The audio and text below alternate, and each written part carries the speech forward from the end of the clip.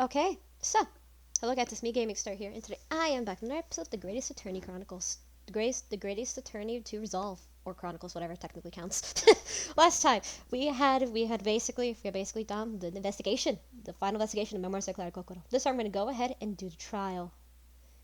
And do the two-part trial. The other two parts, part 2 and 3 of the trial. So, let's go. 23rd February. Here we go. Sasaki jump scare.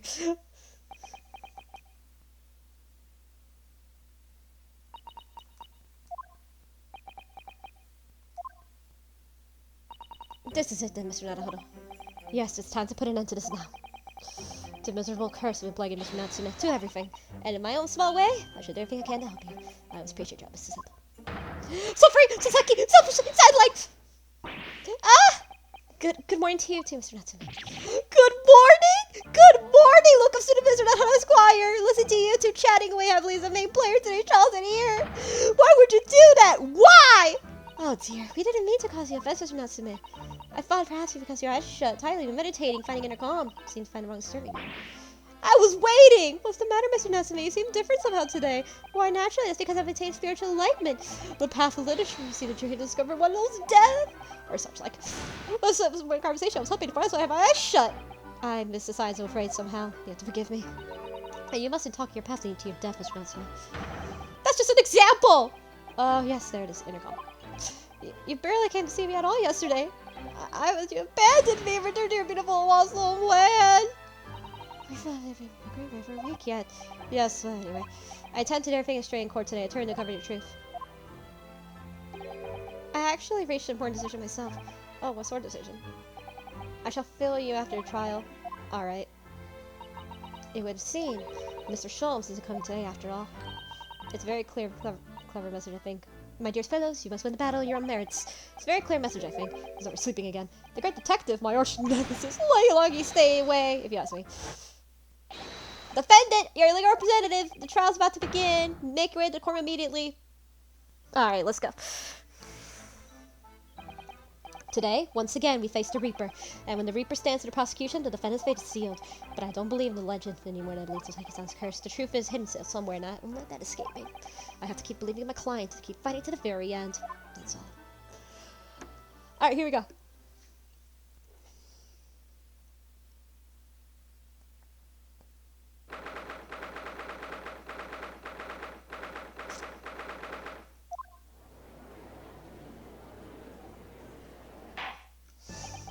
In the name of Her Majesty the Queen, I hereby declare the court to be in session.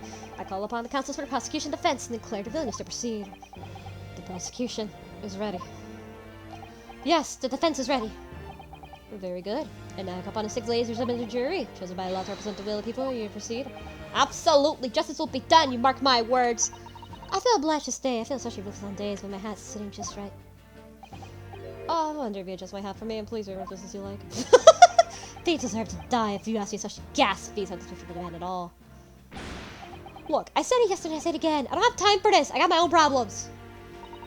May the Lord show us the light here and lead his flock to the righteous verdict again today. Now, Lord Van Zeeks, tell us. The prosecution's report, please, to the court in relation to the furious stand of defense yesterday regarding the defendant's tea. So he does have the results. No wine. Bro, there we go. Before the prosecution delivers the black news about the black tea belonging to the black guard in the dock. There's a lot of black. Pray allow me a moment to savor a liquid of more Sungai in here. In fact, I'll defer to the good detective for the report. Here's to you, Inspector. Yes, sir! Thank you, sir! As indicated by the defense, we found the bar of soap just outside the victim's window in the snow, and there indeed was frozen reddish liquid in a little depression on top of it. Yes, that's the tea! That's what we brought with him that night. Well, the brains of the yard now say, yes, you're right, it was tea. And there wasn't a trace of cyanide or any other toxin substance in it. Knew it! No poison at all? In other words, the tea of the defendant brought the victim's room was innocent. Isn't it clear? What a revelation! Oh yeah! So we know the poison must have been different, as I suspected. This makes it quite clear.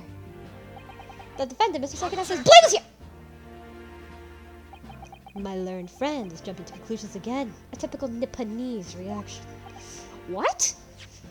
Yes, it's true. No poison was found in the few drops of liquid recovered in the soap at the window ledge. But what logic is that? Would you take a drop from the fame to conclude that the water in the ocean isn't salty? My word, the water in the ocean is extremely salty, Council. It is. I love when he tosses it. Exactly. Unlit for drinking, just as the victim's tea was in the night in question, and the court has already heard. Bitter was the precise word from the lips of Mr. William Shakespeare. Whom the prosecution who calls back to the stands.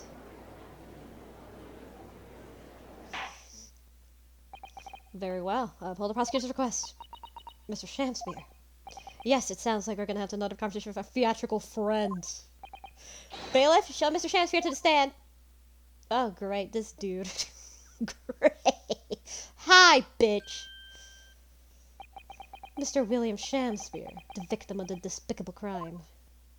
Oh, heaven, oh, hell, do you command me to remember? For forth was I, Shakespeare, did have a belly full of foul fluid given for mine innocence. Yes, but as revealed in yesterday's proceedings, the witness was innocent, as is perhaps first been to believe. By using bar soap as such, of stealing gas from the supply company, yes. One may smile and be a villain. For sooth was I, Shakespeare, did have a room full of the sweet fuel given. That's right, fellow jurors, don't forget this man's a right thief. Haven't forgotten, keeping all the ice coins and 10 a secret didn't tell you all this up sooner. Arrest him, I'd say, arrest him at once and leave the sting of my tail. Oh, indeed, if I didn't value cowardly means and I plotted to further mine own ends, I confess. Vows would have not pardoned my sins. If that's it, I'm sure. If you add that you acknowledge your wrongdoing, what exactly are you doing here? Cowards die many times before their deaths. And for cowards such as I, the death be well deserved. But, what the fuck are your movements for the still greater crime passive unpunished? For lo, the fair, gentle-faced gentleman named Father East of Verona distracted poisoned me. Objection. Holy fucking shut the fuck up, bitch. There's no poison found in tea in your room. The police have access to that. But the defense would assert the consistency will quickly be cleared with this testimony. If that's not so, Mr. Shakespeare. Verily, my league, I most gladly speak. How sweet. Very well. Let the witness testify and explain its inconsistency. Oh, Jesus Cristo de la Madre. Tell the court was poison apparently entered your body. Do not need to found in the tea. Tell me how you're bullshit. I know you're bullshit, you little shit. I know it. The inconsistency. The Japanese man did come to my chamber with tea brewed in a pot. 'Twas in a cup alone that the wicked Mercury secretly poured his wicked poison. Where the poison, though? With vain distraction, our debate was he dropped his own drink past his lips. When he departed by and by, I did use the tea that remained in his cup to make my coins of ice. Thus is no surprise. Surprise, surprise, we found in the tea that poured amounts of soap. The little magic sound effect caught me off guard. Holy shit. The little caught me off guard. The poison was slipped in the cup after the tea had been poured. The normal way for poison administered in my experience. Quite. Otherwise, it would be necessary poison were to mix a cup first. But a poisonous bottle was found in the scene. Because, quite simply, the Nipponese took the bottle back to his own room. Where's the bottle? The absence of a vessel containing poison only become problematic when considered suicide. Ugh, I knew it! By now, it should be perfectly clear. A bar of only 2 cheap soap is only insignificant to wash the deep stains of guilt in the accuser's hands. Ah! Sirs, madam, 'tis true that a Shakespeare common thief of gas. But, listen here, ladies and gentlemen. Whoa, personality shift.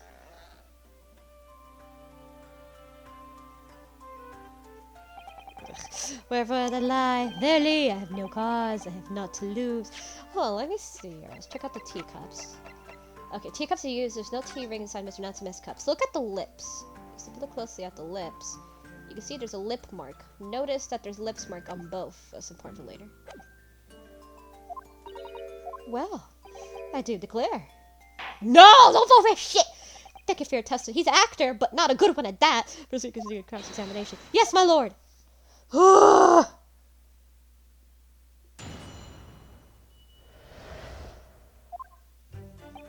Let's go statement number 3. While his fingers debate, neither did a drop of his own drink pass his lips. Technically, he did drink it, so if you want to go technical with the teacup, he drank the teacup. Look. Notice how he already drank it. Notice this. There's lip marks on the teacup. Notice it. Look very, very closely. Yeah, there's lip marks on the teacup if you look. There's lip marks on it.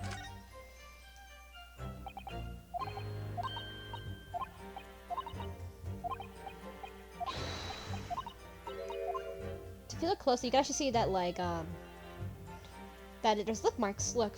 See? There's lip marks on it right here. Both of them drank their tea. So, yeah, there's lip marks on his, too. So, that's complete bullshit. Well. So. Objection! You claim that Mr. Natsume didn't drink the drop of tea in the night in question.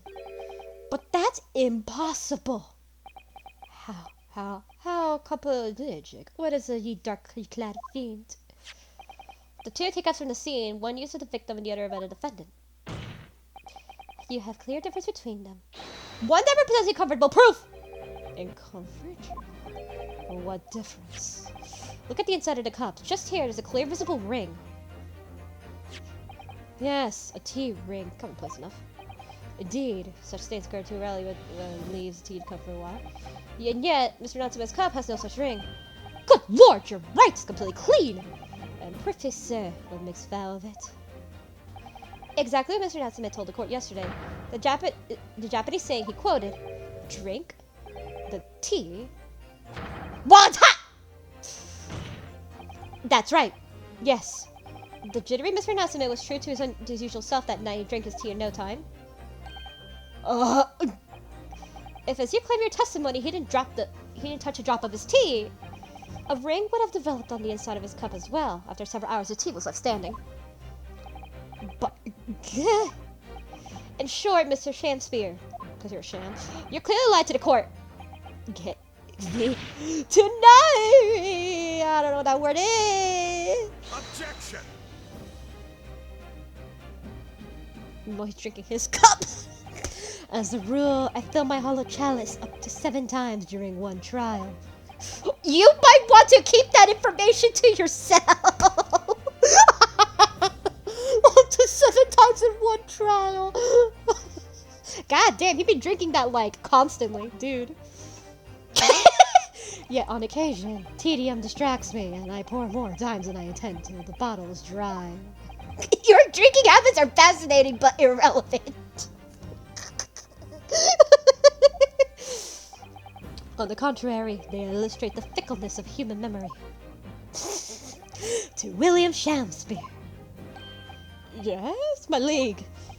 Though you previously stated that you made the coin some ice from leftover tea in Yuki's cup, could it be that you're perhaps mistaken?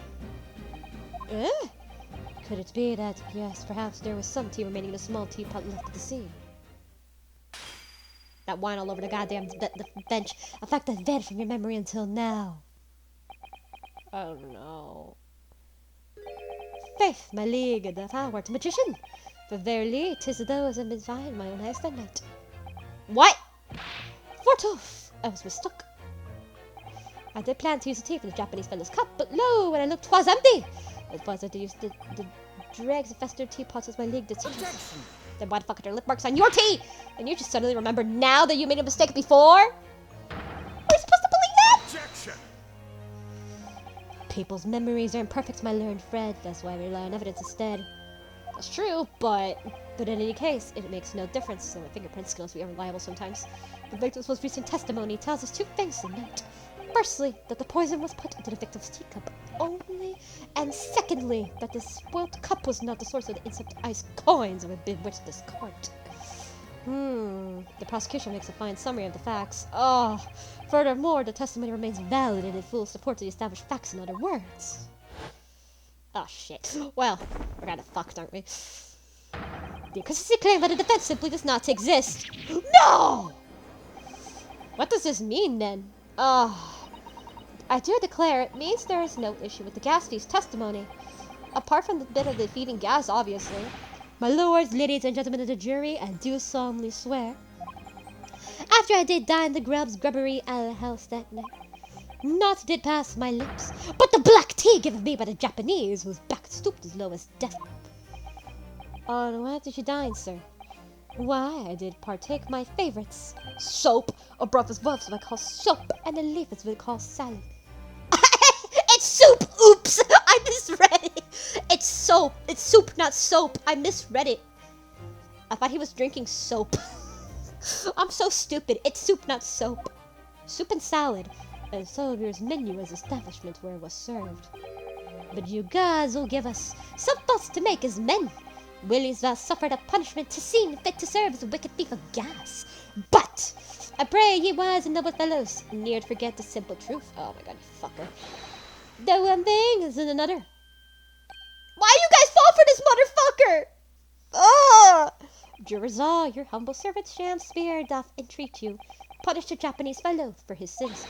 My lord! Oh no. If I may speak, my lord. You guys! Yes, Mr. Foreman. I believe you may have been duped by the Brown defense lawyer. Oh my god, you guys are. Oh my god, please. By me! I do declare you may be right. Oh my god. We all know the wife is making coins of ice to keep himself warm. But this lawyer lad says he was stealing gas. He deserves a dose of poison. He's been leading up to the garden path. That's what he's been doing. I really never said anything like that. But what you just heard from the victim there's opened my eyes again. Oh my god, you guys are actually retarded. Holy shit. We've reached a decision this time. And we won't be swayed from it. Oh my god. Oh my god. Okay, like, seriously, are you guys this stupid? Holy shit. Like, why did the country choose you? I need to know. Why? I don't trust you. This is why I hate the jury sometimes. Fuck. Do we hear the jury's findings? What? No. You can't just yet. Ladies and gentlemen of the jury, we'll state your decisions now. Guilty. Guilty. Guilty.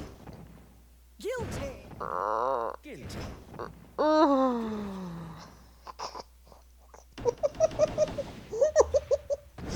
You guys are killing me. This dumbass jury is murdering me. Holy crap. It's like, you guys are actually infuriating. Oh my god. Dude. Happy day. Screw you, bitch. How is this happening? I don't understand it at all. My lord, the defense asserts the right to carry something to the examination. This is some bullshit. Very well, the court told the defense is right. Typical. My learned friends are able to accept the obvious truth. That is not the truth! The trial of February enters examination immediately. Jurors, the court calls upon each of you to state the grounds upon which you defended. Guilty crime which he is charged. Oh my god, I am gonna lose it with this dumbass jury. Jurors connect. I'm a man of logic, me. If I consider all the evidence, the defendant must logically be guilty. No! What are you talking about? I do agree with the gas far too expensive. I can quite understand why the man would want to avoid paying. Are you literally, like, encouraging thieving? Okay. The stuff explodes, and it can poison you. It's absolutely lethal. Gas is. Gas doesn't come for free. It costs a fortune delivered around the city and maintain the pipes. Truth be told, the tea that serves up to me is a little sketchy at times. Oh god, she That's nothing got past the victim's lips at night. There's no other explanation, is there? Oh my god.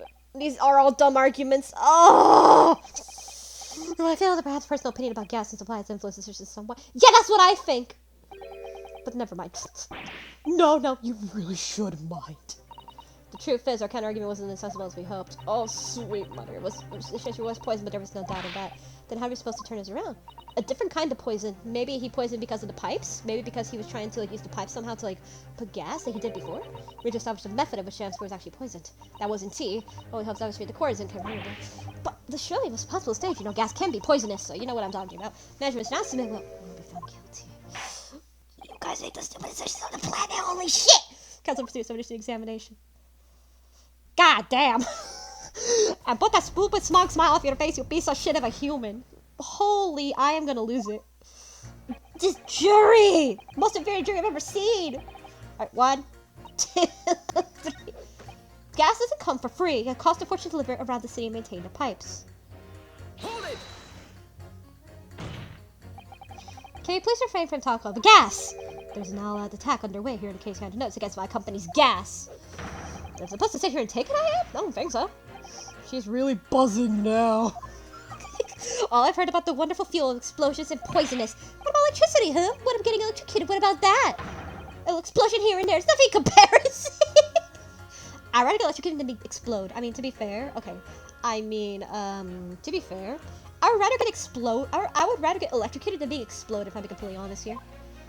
Any explosion could hardly be described as nothing, madam. Nevertheless, the effective gas is blown. People also electricity too. Point exactly, but the gas fiends aren't even the worst of our enemies. We have far more devious reprobates to contend with on a daily basis, you know. More devious? Who, madam? Other gas companies, of course. Other gas companies? That's what I expected here. Regenerate gas and deliver to our customers fair and square. Indeed, there's nobody questioning that, madam. Altamont Auxiliary Gas Company. Altamont. But there are other unscrupulous gas companies here in London that don't even have gas at all. What? But that doesn't have any gas. How do they about stealing it to people? Stealing. You wouldn't mind if it's possible, would you? But they steal our gas, you see, and sell that. They steal your gas? How on earth is that such impossible? Gas talk. Gas companies like ours deliver gas to people's home network pipes.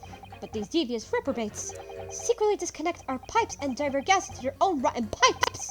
They make the contract with the household supply to their pipes and take our money for the precious gas that's rightfully ours, even without even knowing. They're diverting gas to their own pipes illegally. What a brazen form of theft! When we visit customers' houses to collect the money in their meters, all we always to check whether these gas companies have been up to tricks. Hey, what's up? Excuse me. Excuse me. Do you have something to say about that, juror number 3? Oh, golly, you mean me? I'm terribly sorry. I was speaking to myself. It really got you off guard there. Thinking about what the lady next to you was saying, correct?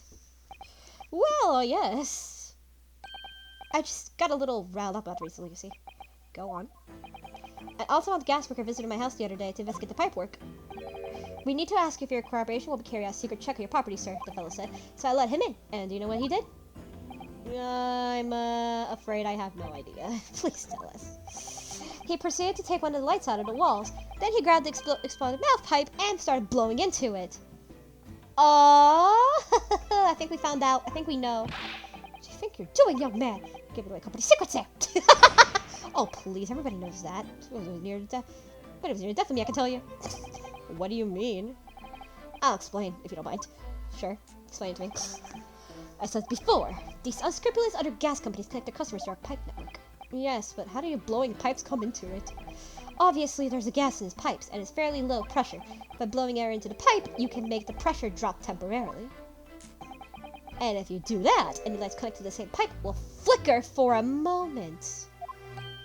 Ah, I see. In other words, if upon blowing into the pipe, the lights adjacent to the property no contact to your company flicker, you can know that devious scoundrels have been melting into the pipes. Exactly, my lord. That's in a nutshell. It's the reason why I've turned the worker going around the neighborhoods to investigate the lights flicker. The trouble is, the particular worker who came into my house didn't even know the strength of his own breath. He blew down the pipe of all his magic and guess what happened, can you? Well, I blew hard. What do you mean? That's right. The lights didn't flicker. They went out along with the stove. Gas started pouring into the house. What a disaster. The gas pipe must have been interrupted briefly because the man blew too hard. The flames went out. I'm afraid I yelled at the fellow. Are you trying to kill us all? I said.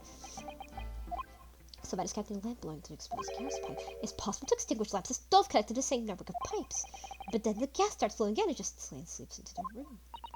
Mr. Naruhodo, I think perhaps. Yes, certainly the clue that we've been hoping for. He blew into the pipes! Clue number 3, the defense requests to use no statement of information. Oh, well, if you like, I don't mind. Well, I do! The company's secrets! Like I said, madam, it's widely known already. Very well, juror number 3 is amend your testimony. Yes, my lord, although it's not my sure point of this. Alright, so let's pit juror number 3 and 6 together. I blow too hard into the gas pipe, you extinguish everything in the house, and then you're in real trouble. So, 3 and 6. If nothing else passes the victim's lips, there might be no explanation, is there? Objection! Objection! The statements clearly contradict each other. Good gracious! The two statements refer to counsel. Juror number 6, did you hear what the juror number 3 just said? What? Yes, of course. I heard him mumbling something over there. There is another explanation here, I believe. Something besides Mr. Nasmus T did, in a manner of speaking, past the victim's lips in the question.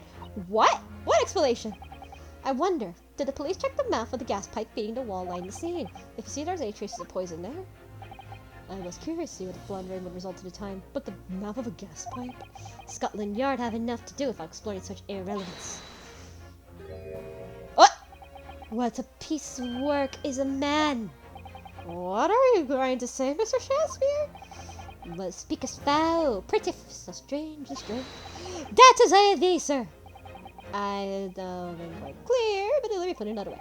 The strife design could have been the mouth of the gas pipe that feeds the wall lamp in your room.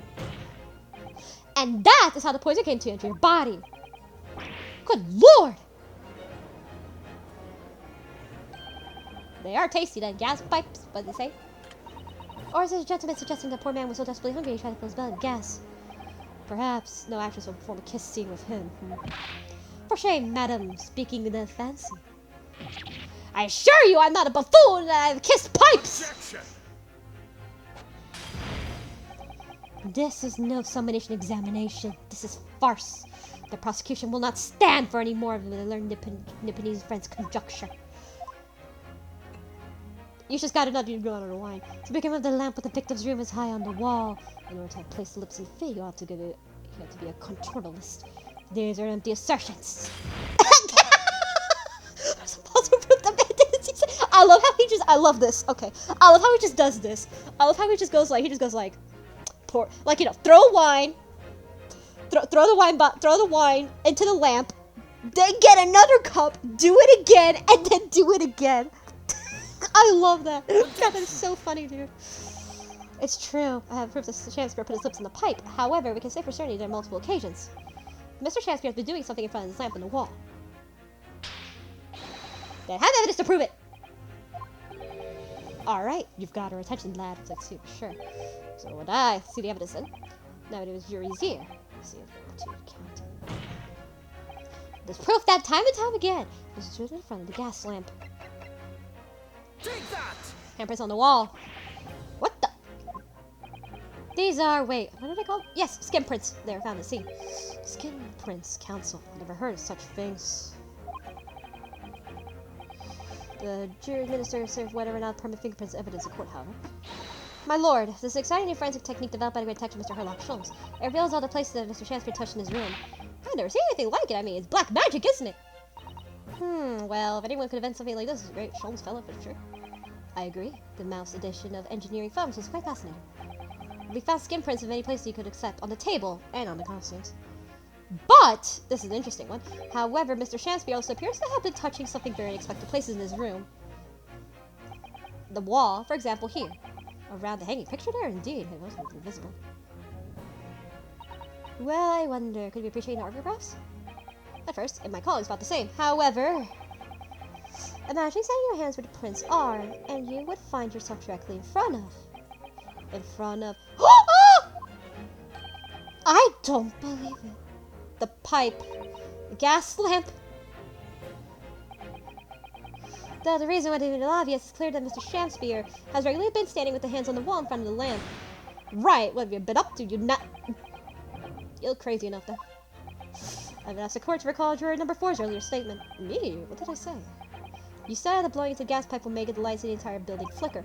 And now, if you wrote your statement... What? Me now? When the gas worker who visited his home blew too much force into the pipe, it caused a lot of lights to gas stove to go out and start leaking into the room. Obviously, the incident was an accident. However, the simple fact is, he's been blowing into the pipe. If Mr. Shakespeare were to have blown hard into the gas pipe here in this room, he could have extinguished every other light, gas, and stuff building at will. Crikey! Are you suggesting that the man purposely caused the gas to... Objection! Yes. Again with the wine! Whilst I acknowledge the prosecution is required to remain silent during summation examination, I must toast my learned friend's utter disregard for the letter of the law. What is the meaning of this, Lord Van Zix? The curious photograph, or whatever it is, presented by the defense, is so-called skin prints. Clearly, that cannot be accepted as one of usable evidence in the case. But it's exciting forensic technique developed by the great detective. It's nothing. A mere toy developed by an amateur sleuth with too much time on his hands. Certainly, even research as nature by esteemed Mr. Sholmes cannot be recognized in the court's formal evidence. But... Please, my lord, if I may. Mr. Seto, it was not the defense's intention to submit the skin prints as formal evidence, but merely wish to present the results of the great detectives in the scene, as a tool which explain possibility to the ladies and gentlemen of the jury. And if the trial were to come to an end now, we should never learn the truth behind this mysterious handprints we've never seen. We don't believe we can allow that to happen. I'm sure the jurors would agree.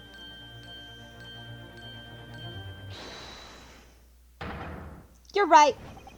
Whether the strange handprints are a significant clue or not, it's down to us to decide. Juror number 3? Oh, yes, so I do declare. The great detective investigation results are really fascinating. And I want to hear what shady Dr. Fellow has to say about these shady handprints. That's 2. We need 2 more. What's the matter with you 2? That's foolhardy! Well, he said, didn't he? I don't like to break a promise. No, wait! You heard his lordship as Joe given it! Fuck. So that's 3. Oh, hold on, Mr. Nadahuddle. Just one more juror changes his or her mind. We'll decide the trial will have to continue. Thank you, Mr. Seto. That was very much your success. Oh, yeah, he's sweating. Look at him. Look at him. He's sweating. Why, Mr. Shakespeare seems to be losing your composure. So more juror, Mr. Nadahuddle. And you can do it. Very well. Continue, counsel. Alright. I am a man of logic and consider the evidence to defend myself logically guilty. Hold it! Tell me. All the evidence you say. That's right. This is right. Another room down, pointing to the Japanese man with a big mustache. So it's the Englishman with the bigger mustache. He does have a bigger mustache though. And the defense is demonstrating another possible explanation of the events in that in question. What do you make of that? The so-called skin prints. It's an exciting forensic technique developed by the great detective himself. The numerous handprints on the wall are clearly out of the ordinary. And Mr. Shakespeare did indeed put his mouth to the gas pipe in that in question.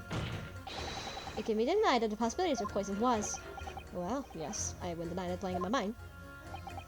But as prosecution rightly says, you should not pay no heed to accessible forms of evidence. And besides, yes, even if the fellow has been up to some mischievous with that gas pipe dozens of times before, doesn't mean he's the same shenanigans in 9 question, does it? Oh? If you can make your case better, then I'm afraid you can change your stance. You make a very valid point. What? That's true, it was a little hasty. No, wait! Look, you've got a chance, haven't you, through your fury. If your Japanese cohorts can, that is. Just so nationality, this please. Mr. Nadahoda gives some of our position. I'm afraid the jurors have changed their minds before the vision of back. What can I do? Is one proof I could give here? Can I show the chance really did blow into it? I have supporting testimony. No, in truth, I don't have any support here. However, I have a testimony. There is a witness testimony to constitutes this.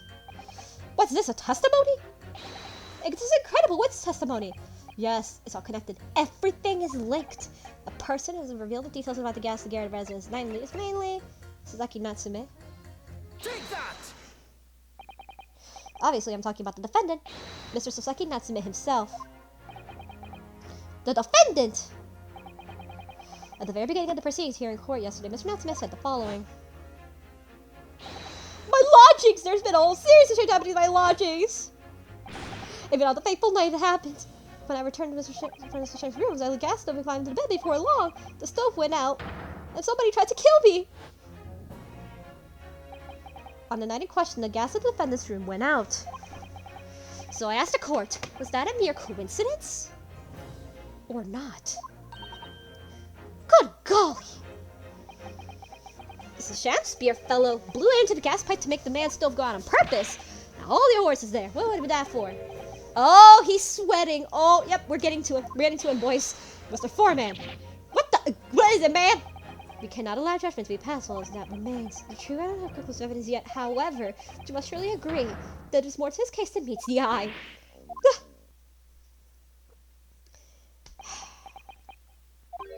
Fair enough. Like I said, one set. I'm a man of logic. First and foremost.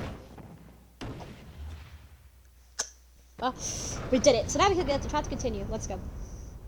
God, these fucking jurors are murdering my ass. Sure is leaning towards not guilty, my lord. We've returned decision. Therefore, the defense calls the trial to continue.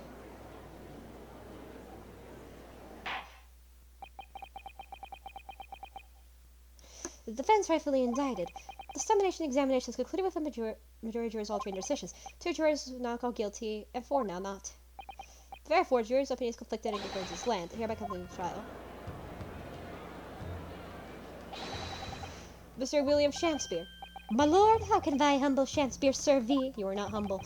But say in response to various revelations during examination. So God amend me. I do solemnly swear. I recall not having need or lamp of the pipe. But your handprints are made in tiny mess all over the wall there. How do you explain that, eh?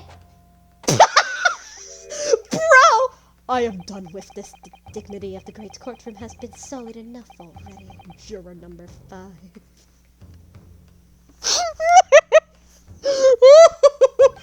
Whoa, me!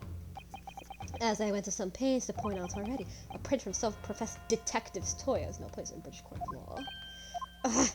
As such, whether or not this man did indeed stand before the lamp with hands against the wall remains at the time unestablished conjecture. Never do remember that. But the prosecution must concede that it would be extremely simple to verify. Just ordered the mouth of the gas pipe being the chance prefers to examine and there are traces of poison there. What appears to be extremely simple is my Nipponese friends of mine. You will recall that in order to check the presence of the poison in the tea, some remnants tea were required. Yes? Therefore, it should be beyond your wit to imagine that if the poison were to have spread the pipe, they would have completely evaporated by now, making analysis impossible. I didn't think of that! And then you can't console failed to see it possibly motivated you described. Wonder if this fellow wanted to blow air into the pipe gas where he lived. I have an idea. There's only one possibility I can think of. He was trying to murder, and that is the leaking gas to commit murder. The victim is the murderer, but was trying to be the murderer. Order! Counsel! Precisely whose life they propose the man was planning to end. I have an idea. This could be simply relieve the mystery this far. So Heki Natsume. Take that! Obviously.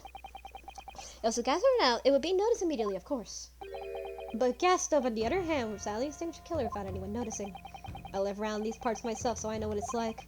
I can tell you, trying to slip without a stove is pretty much suicide. You freeze stuff in no time. Mr. Garrett, the landlord, has a large fireplace as part of the residence on the top floor.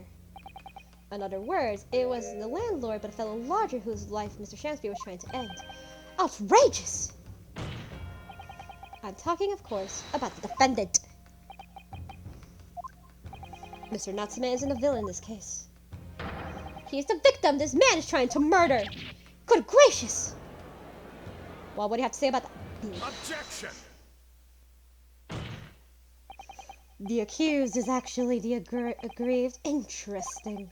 However, the fundamental facts of the case remain unchanged. Namely, that the accused is the aggressor here. Look, you still claim that? Let us indulge your fancies for a moment to assume that you were indeed poisoned in the mouth of the gas pipe. The question then arises is who put it there. Did put it there? The only logical conclusion is the person responsible was aware of this man's trickery and the gas supply and tried to kill. Yes, that would indeed seem logical, but here's how the fuck you can poison a gas pipe when... Okay, I don't know. If the association were aware, was you have known that licensed the gas pipe with poison? So now we must ask anyone would have known Mr. Chesby of murderous design. You mean to suggest, naturally, the sole possible answer to the question could be more obvious. Only the man whose life was being threatened could possibly have known. What? In other words, the person who put the poison on the gas pipe is what clearly will return an attack. Can only have been the accused, Mr. Seki Natsume. Ah! But wait. Whatever Mr. William Shakespeare may or may not have converted to was nevertheless the victim of a lethal poison attack. And the only person who could possibly portray the attack is the accused, Mr. Natsume. I don't think it is. The defense counsel's theorizing has failed to avert suspicion from the accused, far from it. In fact, not a clear motive of poisoning has been successfully established. That suspicion is greater than ever. Would you not agree, my Nipponese friends? Ah!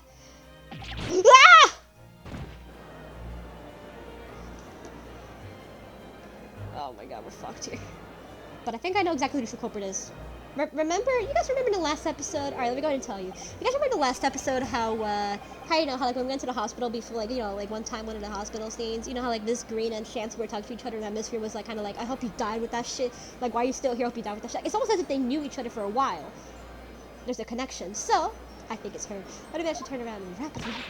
Mr. Narahara, you must respond. Otherwise, the rest of the jury may have wanted to change the names against us. And this may be our last chance to get your advantage. I have an idea. So, let's go. What advantage? Well, it seems somebody put a poison in the gas pipe in Mr. Shakespeare's room. Must name that person now, obviously. You name the true culprit? I have an idea who it is. I know it might sound impossible, but failed to do that. We have no doubt Mr. Shakespeare's fate will be sealed once and for all. As it happens, once a possible culprit does come to mind, the evidence, the poison, it's all pointing to one person now. The prosecution calls for the jury to consider their leanings again. I have an idea. I trust you correct choice this time, Mr. Foreman. Huh? What? Oh, don't worry. We know exactly. No!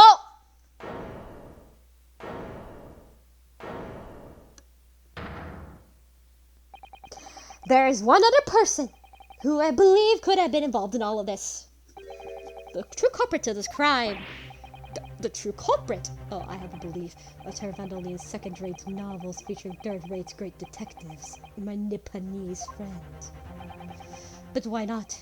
The farce has gone long enough already, so I have no reason to cut it short before a disappointing climax. Thank you. Tell us, my learned Nipponese friends, what is your latest theory? Who is the so-called true culprit to this crime? Take that! The name of the person responsible for the poison inflicted on Mr. Shakespeare is, I believe, Miss Olive Green. Miss Olive Green. Miss Olive Green. I do feel so for that David recent past concept. Oh wait, Miss Olive Green, the woman from 6 days ago. Yes, the victim of the recent case Stamming Briar Road incident, which Mr. Natsumo was arrested and has to add. Oh, of course, yes, Miss Green. There's a conceded comatose for some 3 days, I believe. Recognized consciously 2 days ago. And I hardly need to remind the court Mr. Shakespeare's poison took place 3 days ago. Given the woman was lying comatose in hospital, the bed at time she appears to have a rather fine alibi.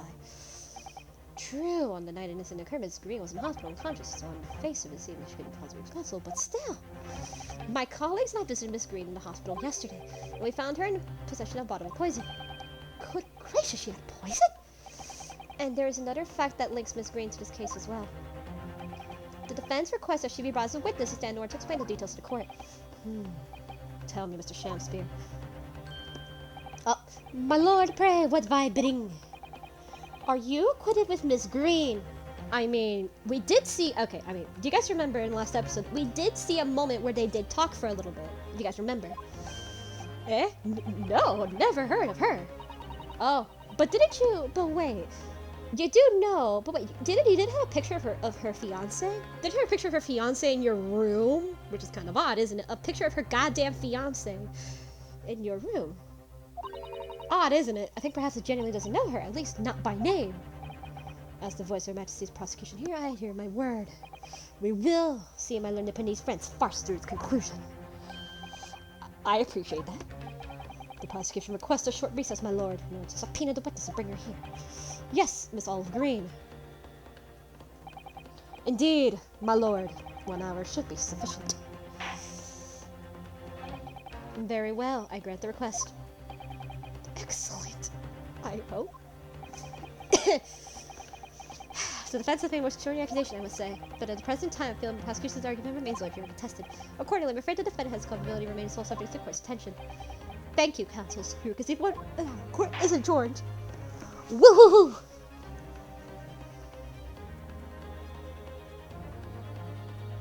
Well.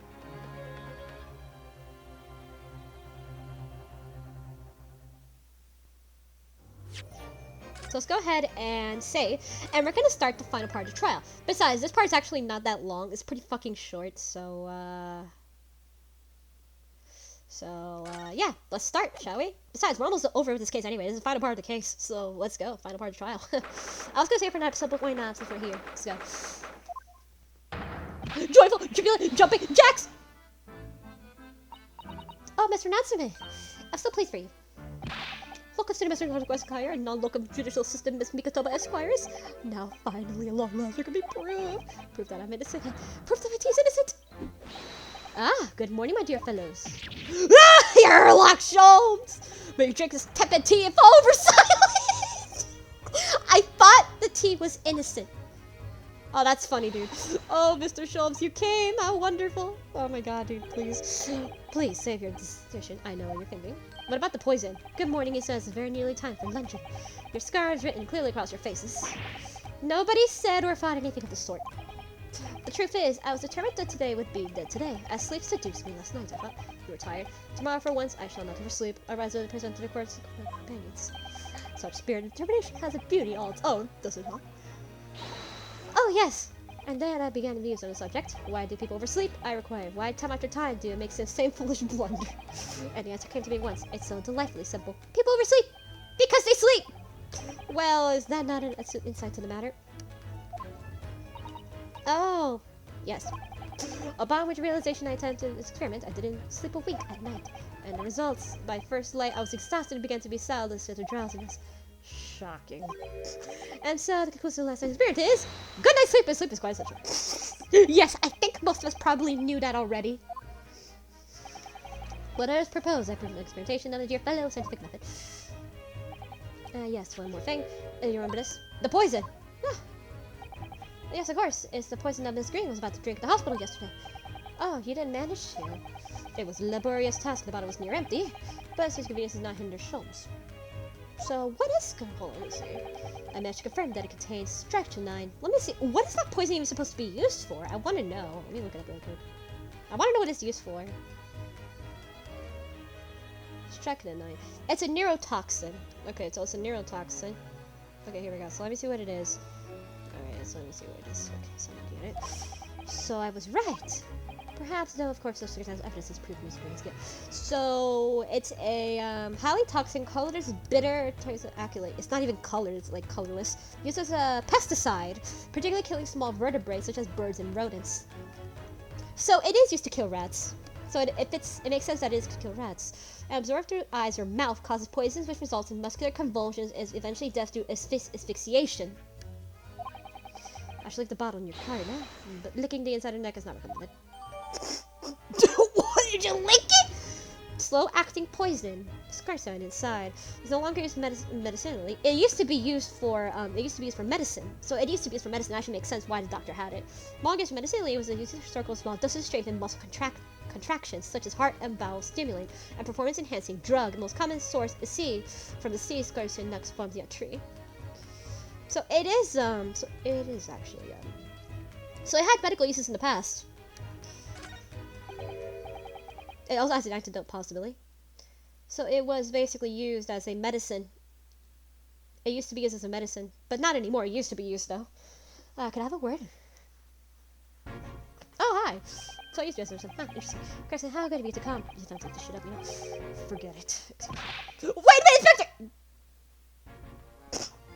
Just cutscene. I don't wish to make a nuisance of myself. From the look on your face, I see someone else would make a nuisance of himself. My dear Inspector, please speak freely. Believe me, if I could do that, life would be a whole lot simpler for me. Do you have the results, Inspector? Investigation of Mr. Chancellor's room? Not yet. Shouldn't know. No, I'm not here. Something else. A dead convict, actually. Oh, you mean the man whose paper article we discovered yesterday in Mr. Chancellor's room? The man, the name of, yes, Selden. The last name, just Selden. Went through the archives of the yard and dug out the fellow's file. There's something in there that, well, it caught my eye. What is it? Something caught your eye. What, Inspector? What? Can copy it out relevant parts for you to read it yourselves. Thank you! Alright, let's read it. These documents, including the details where newspaper cutting and found Mr. Shakespeare's room. I arranged it to come to court where you don't have duplicate information. So let me go ahead and, like... Why are you giving us a copy of this important file, though? Well, you're the ones who have the clue in the first place, are you? I'm just making sure things get handled in proper fashion. Thank you. Oh, Scotland Yard's workings are so wonderful. Indeed, my dear fellow, Inspector here is shining diamond in the ground. Shining diamond in the rough? Maybe. Alright, let me see. Okay. Capital offenders file. Here we go. Investigated findings relate to Selden. 18 counts of burglary, 6 counts of suspected murder. Died of natural causes while in prison. Found home as witness only by his cellmate. The estimated 1,000 pounds worth of loot he stole remains unrecovered. Condemned criminal dies from natural causes in prison. And then this is the article. So we know now that. So the article and the are put in the same place. Look, just want to follow the lawyer. That's all. Counsel for defense and the defendant. Court proceedings are about to resume. Make your way to the court at once. So it used to be a performance enhancer. So strychnine used to be as a performance enhancer. So basically, it was kind of like It used to be a performance enhancer. Interesting.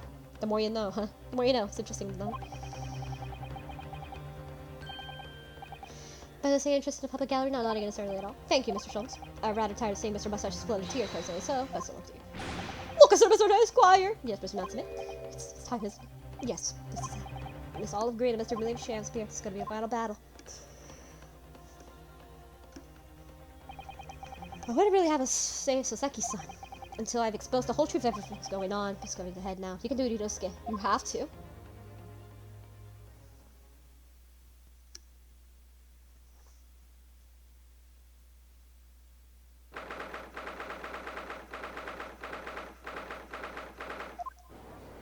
Alright, let's go. In the name of Her Majesty the Queen, hereby declare court meeting session once again. Before its recess, I heard a startling accusation of defense, namely the victim of the case we heard only a few days ago was pre-prepared for this incident.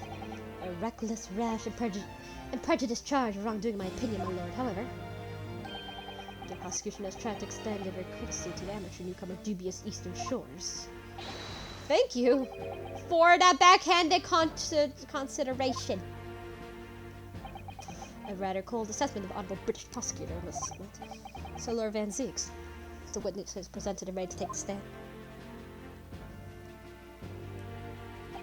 Ready and waiting for the witness's antechamber, my lord.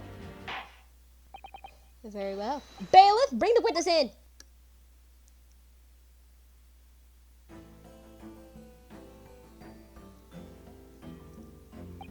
Witnesses, state your names and occupations for the court, please. William Shakespeare, my league, and for my occupation, I can only say that's a very tragic victim to be pitied. No, you're not! Currently unemployed, in other words. I'm Olive Green. I'm a fledgling artist. Well, no. Not a fledgling, really. Hopeless failure who's too weak-spirited to admit she has no talent, I suppose. Also currently unemployed, in other words. What a courtroom. Mr. Shakespeare. My lord, I am thy humble servant. I'm afraid you are no longer merely the victim in this affair. The possibility has been raised that you were in fact the assailant, intended to take the life of your fellow lodger. Part of your plate in this whole business will thoroughly scrutinized, I assure you. And with for naught else, my lord. And Miss Green. Yes. You are aware of the reason you have been summoned to the courtroom today, I presume. Yes, the officer did explain. He said I poisoned the ridiculous buffoon. Oh my god, I love the arrow. And you accept the charge, Miss Green. I don't know anything about any poisoning. And I don't know anything about this man. Come, lady. Die to live. Verily, I know not thy prickly, pigmented personage.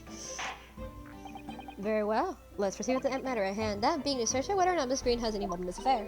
It's all very strange. Very strange indeed. Why would you suspect me? I barely ever go to the East End anyway. It so happens that I passed a neighborhood 6 days ago, that's all.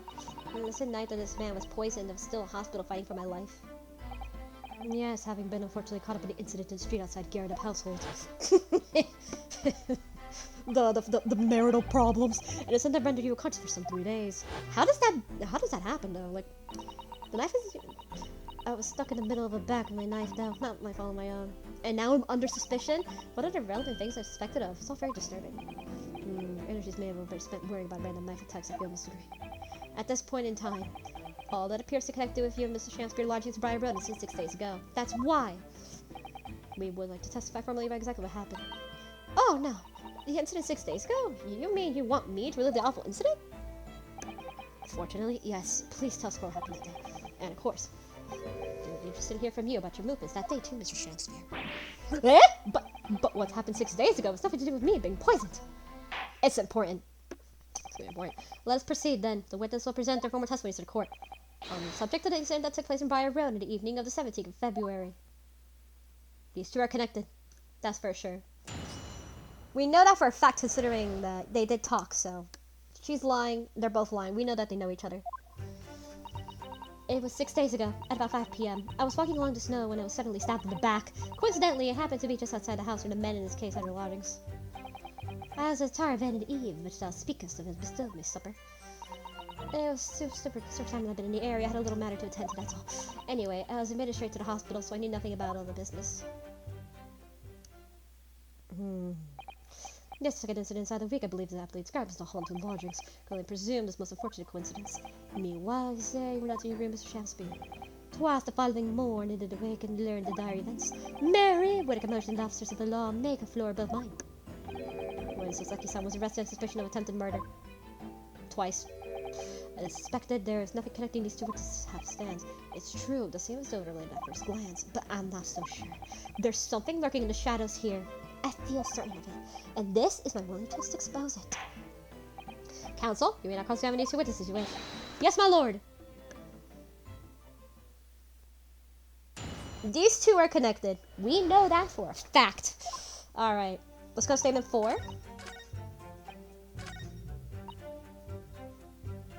What matter? Hold it! I need the letter. What little matter, Miss Green? Please elaborate. It was nothing really, just nothing worth mentioning. If you remember, you mentioned it was yesterday at the hospital. It was related to the card you were holding. And your suicide attempt. Miss Green!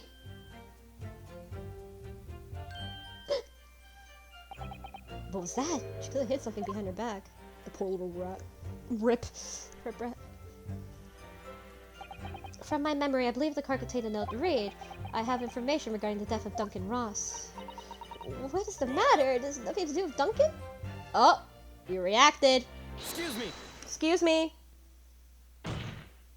Mr. Shakespeare, do you have something to share with the court? To be or not to be? That is the question. Don't you dare start with this! Ah, pray forgive me. The great bar's words. Forget from me within the never fault. Don't tell me it's because you're possessed by Shakespeare's spirit, right?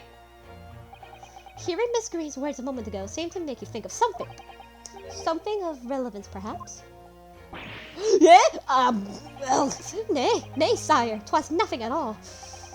Presumably you know the name, though. Mr. Duncan Ross, I mean. After all, you were both lodgers in the same house.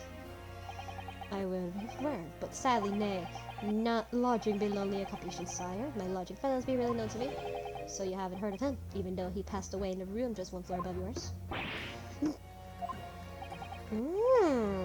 Miss Green. Me, my lord. Have I done something wrong? The card that was mentioned before contained a note. Do you have it upon your person? I do, yes. The green! In fact, it would have grown away, really. The green envelope! Holy crap. Free disposal of the court will take evidence, please. And it contains with the same. Hold on, let me get to it. Of course, it is Miss Shakespeare, Miss Green. I have a plan. Hold on. Okay, Miss Green's note. This little part right here. The envelope is ripped over carelessly as Miss Green is presumably. What is it? So I open it. I wasn't sure it's the same. Oh, you mean exactly? Trying to match them up. Boop! Same. So it's perfectly torn up his envelopes clearly belongs.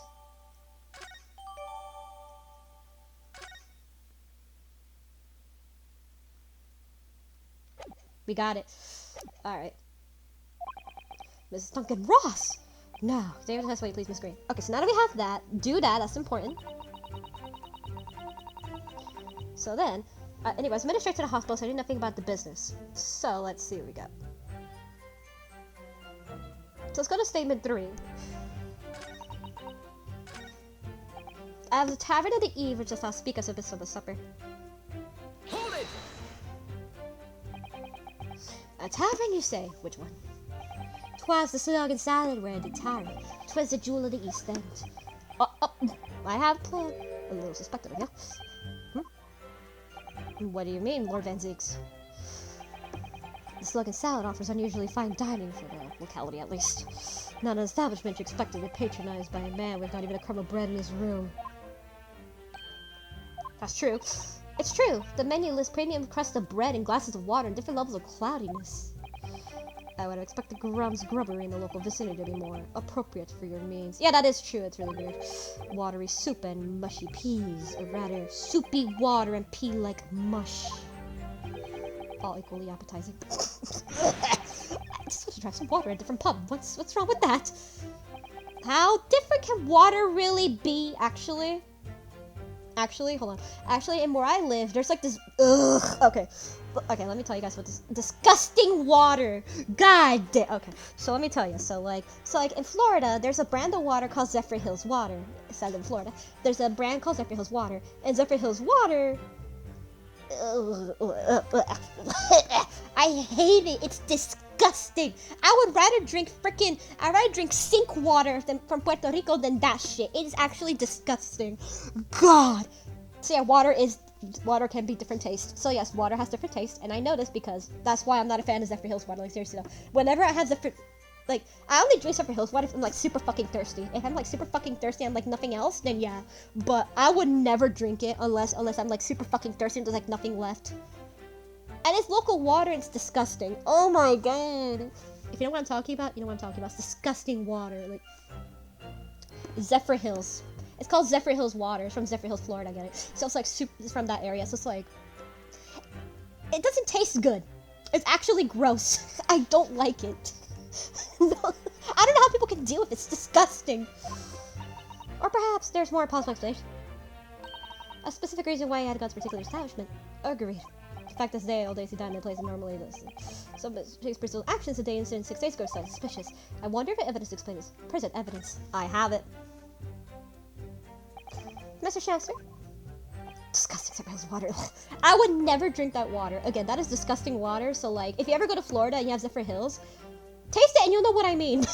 You'll know what I mean. It's not exactly the most tastiest water. It's kind of gross. It's kind of... I don't like it. Just sire. On the day in question, of the case, you visited Sluggish Salad and only patronized for a very particular reason. I don't know what you're talking about. Pray, thou some purpose, speakest. You're sweating bullets, I know it. Very well, I'll produce a court of evidence. Evidence exercises why it's Sluggish Salad name. Namely, you can either show the torn off envelope or the envelope. Or the card. Either the card or the torn off envelope works, it doesn't matter. It works both, so. Take that! Go with the letter, the card. I believe this card reveals the answer. Good lord, Miss Green's card, you mean? That's right, my lord. It reads, I have information regarding the death of Duncan Ross. Come to the Slug and Salad, Briar Road at 5 p.m. on the 17th. Don't tell anybody else about the letter of the meeting. It is a matter of utmost importance. Mr. Shamspear, your actions on the afternoon Miss Green's stabbing. Exactly as described in the note. Personally, I find it hard to believe that's a coincidence. Trust me, I tried different waters and they're different. Like, not all water's the same. There's different taste. Yeah, maybe because I'm picky, but I don't know. Some people might see it, but I see it. Don't you dare, Mr. Shakespeare. Well, excuse me. Can I say something? Yes, Miss Green? That card was delivered to me. It doesn't have anything to do with this odd man, does it? Well, you think so, yes, but it's hard to believe. It's merely... My lord, may I? May you what, Miss Green? I'd like to make something very clear about that card. What about the card? Very well then, you may amend your testimony to include the details of a particular note. This note was delivered to me at my address. It's nothing to do with the odd man next to me here.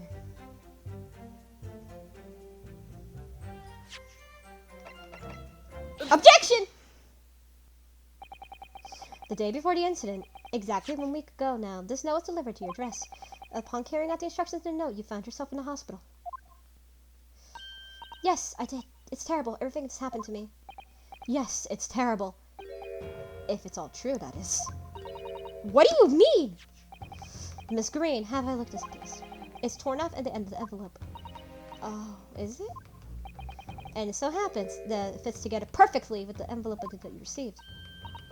Where did you find it? In Mr. Shakespeare's room. Eh? In my room? Yes, in your room. Mr. Shakespeare, do you perhaps remember this note from somewhere? I love being dramatic, holy shit. Well... Your actions that afternoon follow the instructions of the note to the letter. Come to the Slug and Salad on Briar Road at 5 p.m. on 17th. And so that's exactly where you went. Let me ask you again, Mr. Shakespeare. You already knew about this note, didn't you? And you, Miss Green. Ah! Well, what did I do? As this torn off end of the envelope proves, the note was originally in Mr. Chester's room. And how is it that it came to be in your possession? I don't have the first idea. I'm just a fledgling artist after all. There is only one explanation. You broke into Mr. Shakespeare's room and stole it! You did what? Sorry, Fouls has what? You broke a foul word in my room?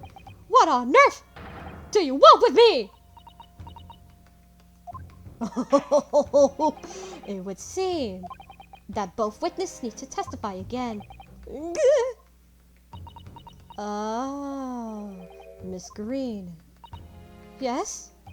Whilst you have, of course, sympathy, I'm sure, for the suffering you have endured in recent events, anyone found to be giving false testimony in a court of law will be duly punished. Please bear that in mind.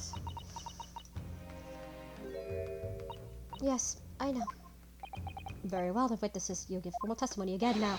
I'm subject to the curious anomaly regarding the note Miss Green claims to have received. This is odd, so let's check this out. Alright. You two are odd. Oddballs, you know that? I do remember now. 'Twas a week ago, pre-adventure. The moment was to me. On the day Riff Riven, I did tarry a long hour at the Sunken Salad, yet nobody came. Thereafter, on the evening I shared the company of the Japanese fellow, I did see the note had vanished. Oh! I don't know what you mean. You think I snuck into this man's room, do you? Why would I? I can't point out the villain here, and I found a torn off piece of envelope. I don't know anything about it. This is really odd. You don't claim to have received this letter, do you, Mr. Shakespeare? Faith, 'tis as my lord. I would have swear to set upon table at my humble lodgings, yet 'tis clear now that I returned the tavern that night and laid eyes upon it. Well, that being the case, young lady, would appear testimony was a lie? Is that what you think? How unfair would I think I weren't lying? I beg your pardon? It's just a fledgling artist, as I said. Fledgling artists don't lie. Well, I mean, they can. I mean, art community. I mean, have you seen the internet art community? Holy shit, there's psychopathic liars in there. Like, god damn. Yes, I don't trust the art community. As an artist myself, I don't trust them. I draw, by the way, so if you guys don't know that, I do. I mean, my perfection is drawn by me. So, like, I do it myself. So, like, seriously, the art community sucks ass. I will say that. Not delivering my address. Besides, I'm also super, like, gatekeeping. God, so annoying. We all know the liar around here is... If that's true, Miss Green, how do you explain the facts? Critical art community. This part of the envelope was, if I question, found it. I don't see why I should explain. Sorry? I'm a fledgling artist. My job here is just to say what happened. That's all. That's not your job. You're unemployed. It's your job to get the explanations and proofs. You, the fledgling lawyer. The fledgling will do this best. Evidently, my learned friend's confirmations are only hope to learn the truth. Well, counsel. I'm ready, my lord. Very well then. The defense will not proceed with the cross-examination of the witness. Miss Green, clearly the bricks of Mr. Shakespeare's room. Shakespeare, I meant to say. There was no question that I was fucked. As required in notes. Yes, 2 facts are staring to lead me to the possible explanation of all of this. And it's not a pretty one. Let's go to statement 4. So, statement 4. 1, 2, 3, 4. I don't know what you mean. I'm stuck into this man's room. Why would I?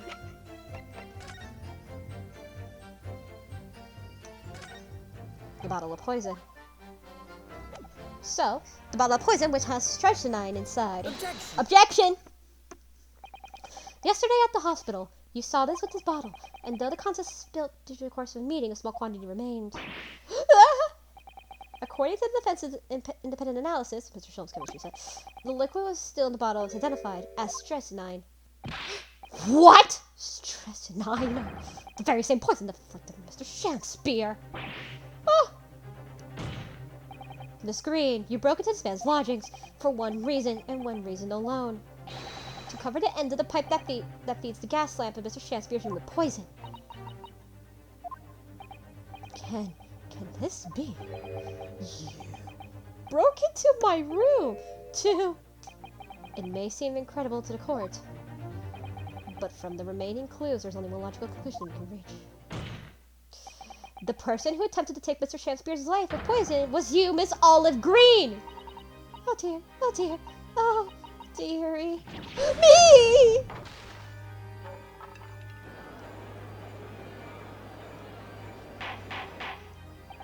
Odd! Counsel, are you seriously suggesting this woman put the poison into the gas pipe with the end to kill? Yes, my lord. There's no other way to explain the facts. But Miss Green did intend to set an obvious trap 6 days ago, and the victim had put his mouth in the pipe that very evening as expected. The attempted murder would have happened 6 days ago, surely! Well, that's a very good point. Perhaps not, my lord. I beg your pardon? What? There are significant police presence in the area that evening in the county incident on Briar Road. Local residents were being interviewed throughout the night, a part of ongoing inquiry. A circumvented criminal would likely have chosen not to carry out the wrongdoing at the time. Lord Van Zeeks! And of course, the following morning, there was more activity by Mr. Shakespeare's dress. More activity. Ah! You mean his fellow lodger, Mr. Nutson, being arrested with suspicion of murder? That's right, and the defense has already proposed. Mr. Shakespeare was meddling with the gas in the pipe in the very sinister reason himself to cause the gas stove in Mr. Nutson's room to go out, thereby asphyxiating the occupant. But once Mr. Nutson had been arrested, his room was under constant surveillance by the police, and in circumstances, Mr. Shakespeare has no reason to blow the air to the gas pipe.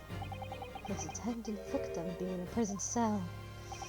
With the need to tamper with the gas removed, the poison on the pipe lay dormant. And then, 3 days ago now, the situation changed again. Right! Mr. Nutson's trial, which took place here at the Old Bailey, came to an end. And then he did it again. The trial was managed to accuse stabbing Miss Green in the back, but was duly acquitted. That resulted in Mr. Nutson returning to his lodgings for the first time in 2 days. And that very night, the gas stove mysteriously went out and Mr. Shakespeare was mysteriously poisoned. In conclusion, the poison that was present on the mouth of the gas pipe had been put there for the victim's room for 3 days now. Yeri!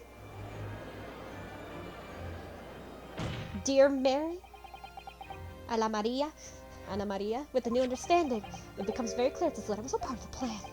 A plan. Oh boy. The court will recall the note gave instructions to Slug and Sod at 5 o'clock, and received and told them that as a reason the instructions were not clear.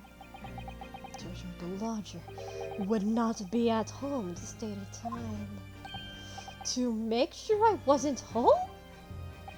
Exactly. While you were out, Miss Green would safely slip into your room, knowing that she wouldn't be disturbed. You mean to say that letter was written by Miss Green? Yes. In order to cover her tracks, she took it away when she left. Oh. Just after she's been poisoned over the mouth with the gas pipe in your room. Damn, son. Odd. What do you have to say for yourself, witness?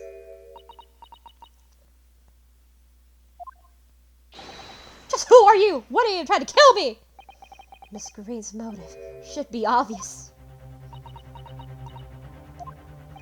It's all tied up with someone whose name we've heard several times already during the course of this trial. So, that's what's behind all this. Yes, you will share your apparent understanding with the court, please, counsel. Which person is behind the woman's motive for the attack of the victim's life? Duncan Ross, the love of Miss Green's life, who sadly passed away a month ago as a result of gas poisoning. Take that! Duncan Ross. That's right. Before the defendant, Mr. Natsume, took up residence in the lodgings of Mr. Garadev's, somebody else was renting the room. Mr. Duncan Ross. I knew I'd heard the name somewhere else. It was all over the papers for a month ago, when the man died in strange circumstances in the haunted lodgings. That does ring a bell. Ah! Well, of course, yes, I remember now. The young man they claimed was strangled by the convict's curse, or some such. Sadly, my lord, that wasn't a curse of any kind. No, it was an accident. The man died as a result of Mr. Shakespeare blowing into the gas pipe and causing gas leak into the room. It was a murder, plain and simple. Ah! Yeah, asshole, you're gonna learn.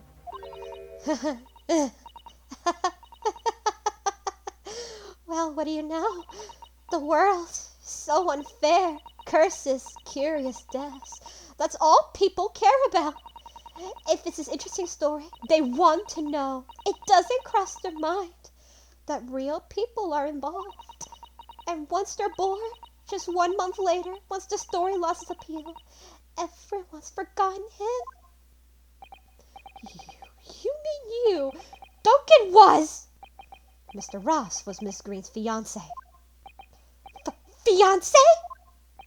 You may not have known until now who Miss Green really is, Mr. Shakespeare. Oh, God. But she's known exactly who you are all along. Because you're her sworn enemy, the murderer who took the life of the man she was to marry. Marry? Miss Green Is it not the case that in order to exact revenge on Mr. Shamspear, you smeared poison over the end of the gas pipe?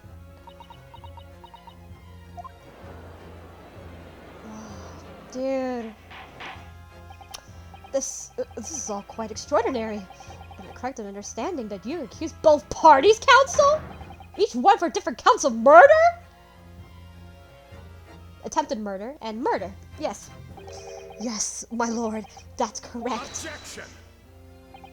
Inhaling so deeply, it appears that my fledgling learned friend has taken in a lungful of dubious gases, causing his judgment to be clouded. What? Why would Mr. Shamspear have wanted to kill these lodgers, as you say? I have an idea. You've completely failed to provide a motive to substantiate your accusation against the man. Yes, that's right, Mr. Reaper, my league. I have been slighted. 'Tis lies on lies, and every utterance. And you'll have to forgive me, Mr. Naruhodo, sir. But I don't intend to admit anything either. Miss Green. I'm sure you'll think I'm being very rude, but I'm not going to be sent to the gallows for the likes of this scoundrel. But you broke into the man's room, and you didn't do smear poison into the pipe. What was your reason? I thought I'd have a look around. That's all. Sorry? You're right. I suspected him. So I thought that perhaps I might find some evidence or something in his room. Evidence that it was him who took Duncan's life. Oh, vileness! Oh, villainy! Oh, tyranny! Oh, rottenate of woman! But in any case, where did I leave my room? I do turn. Oh, and what was it again? I do turn the key in the lock. The whole place is falling apart. The locks and the doors are no different. Duncan showed me once how to unlock the door. There was some terps in a piece of wire. Oh, awfulness! Oh, artfulness! Oh, tyranny! Oh, profanity of a woman! We will consider your trespassing on some future occasion, but for now, tell the court what you found, what evidence your search revealed. Well, I spotted a notice lying on the floor. When I went to pick it up, I noticed something. One of the floorboards was loose, and underneath it, I discovered a secret hiding place. Yes, we also discovered that hiding place too. Inside, we found newspaper cutting, a photograph, and an empty tin box. Ah, yes, the thing is, well, when I found it, the box was empty. What? There was something in it? It's the key. Yes, the key you're holding. I knew it! This rather nice key. Ah! Oh my god! Oh! What are you doing with that? What the? Every ounce of color has drained from his face. Give it here! Give it to me now! It's mine! I inherited it! What was that, witness? What did you say? Oh, you inherited it?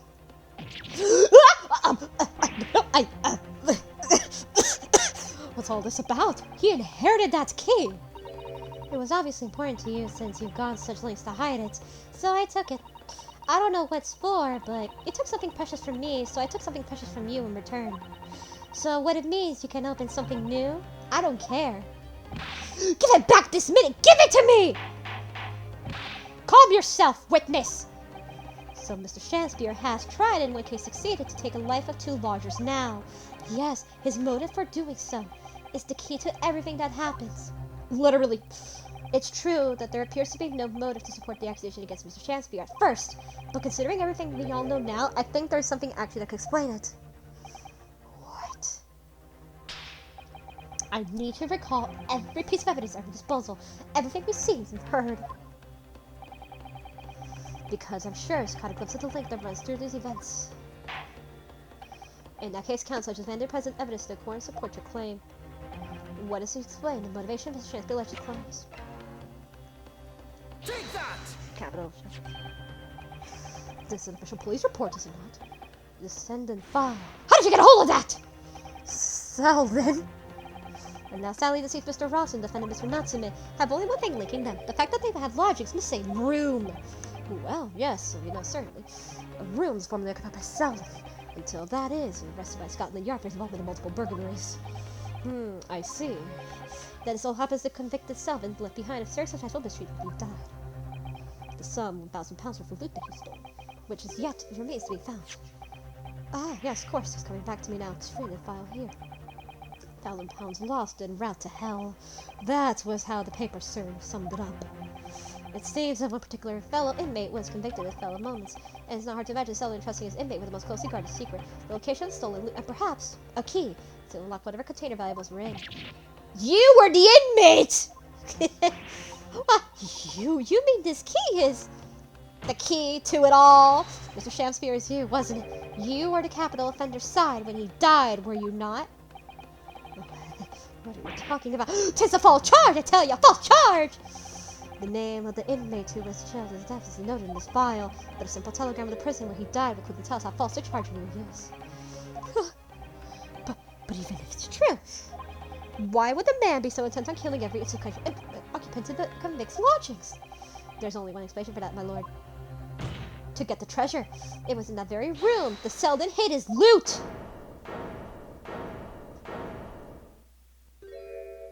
So, it all comes out. Yes, and having established that, all of Mr. Shamspear's subsequent actions start to make perfect sense. When he was out of the prison following Selden's death, he made immediately after for Gerardov's lodgings in the hope of renting Selden's old room. However, the retired army man was able to offer him the accommodation of his choice. Because Selden's old room was already been let out, somebody else, Mr. Duncan Ross. Which is why Mr. Shamspear so casually devised his gas-based plot to kill the occupant of the room. And when he was successful, he presumably intended to inquire into switching into a newly vacant room. However, a certain jittery someone had been into it.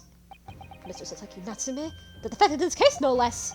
So you decided to use the ploy to gas again, didn't you, Mr. Shamspear, to time out to Mr. Natsume? All for one simple and out-of-curious reason. To get your hands on the £1,000 of loot left behind by a dead convict. You,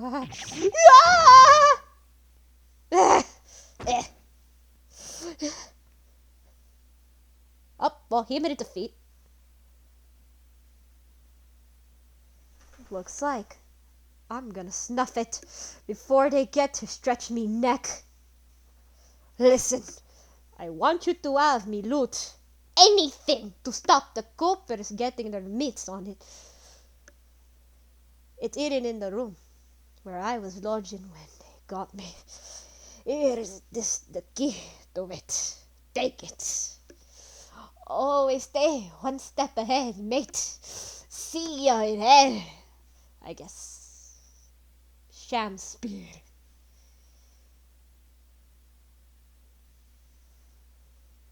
So it's true. There we go. Smart. Huh? What did he just say? It's mine.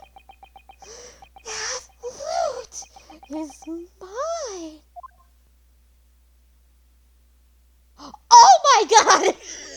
Okay, whoa! Mr. Shamspear! Whoa!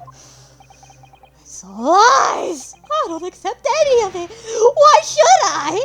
After all, you don't have a shred of evidence. You can't prove it. I killed that fellow. Fortune of the victim here, remember? Isn't that right, ladies and gentlemen? Oh my god. If I don't admit to it, there's nothing you can do. You can't arrest me for the time being, anyway. I can sound like a psychopath, so let me sound like a psychopath. Let's go. Verily, you arrest the victim, can't you?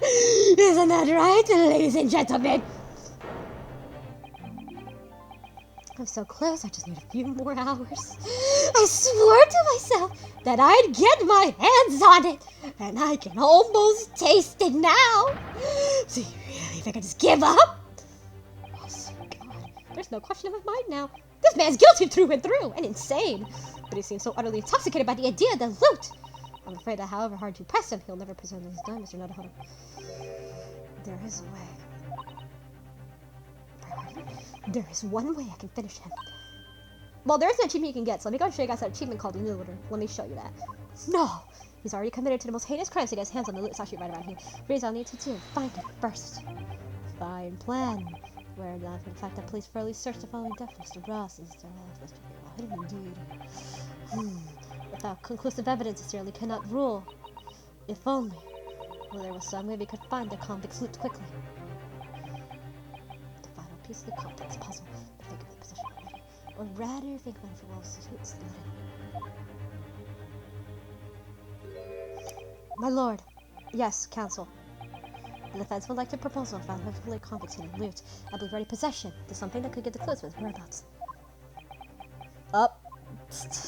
It's our last chance. It's worth a gamble.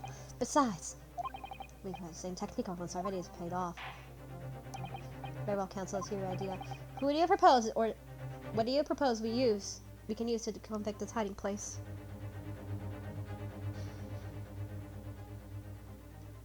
So let's see. So there is a like achievement called the Noodler, which you can get by presenting anyone but Olive and ask to identify the person who might have something to belong to the convict.